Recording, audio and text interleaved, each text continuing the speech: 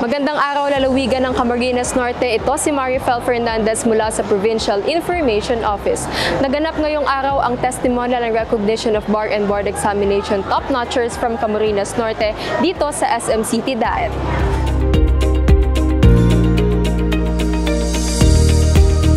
Hindi ko po palalagpasin ang pagkakataong ito to personally commend the young achievers in Camarines Norte. Una, gusto ko po sama-sama natin i-congratulate at palakpakan ang top 16 nursing licensure examination.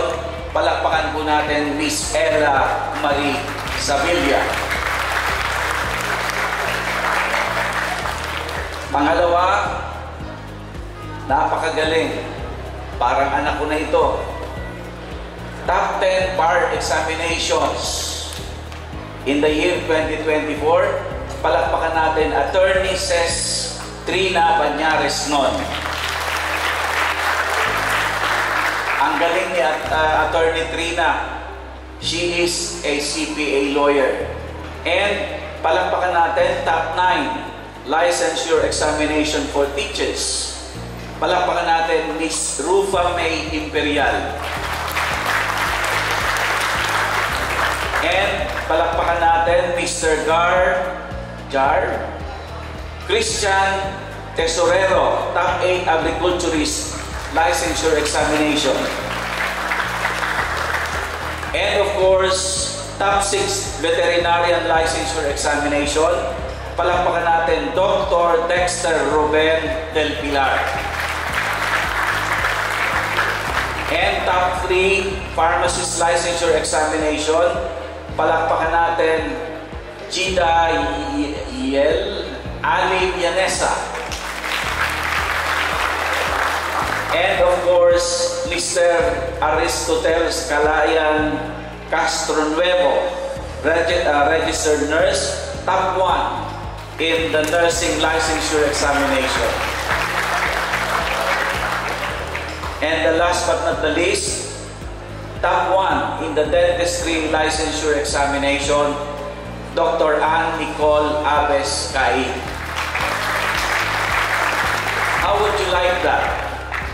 It really makes me proud to be a Camnorteño.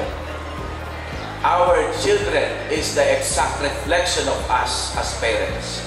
So ibig kong sabihin, you are very successful as parent. Naging magaling kayong magulang sa inyo pong anak. And for that, I salute you. Congratulations po sa akin po, kapwa mga magulang.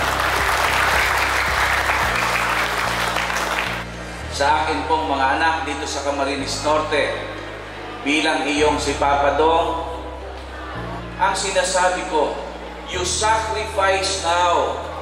Mag-aral ka ngayon.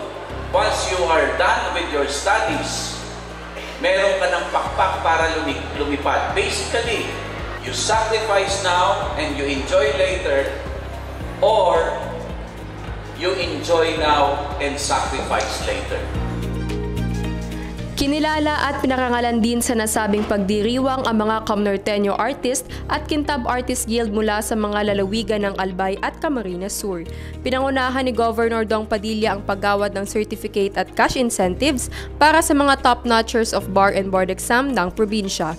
Ayon pa kay Mr. Abel Icatlo, ang pagdiriwang na ito ay nagbigay daan upang muling maibalik ang halina ng pagdiriwang ng pagbubukas ng National Arts Month sa probinsya ng Camarines Norte, hindi lamang sa pamamagitan ng pagkilala sa mga artist, pati na rin sa mga top-notchers ng ating lalawigan. At ito ang kaganapan sa Camarines Norte. Muli ito si Marifel Fernandez mula sa Provincial Information Office, naghahatid ng serbisyong alay sa Diyos, alay sa bayan.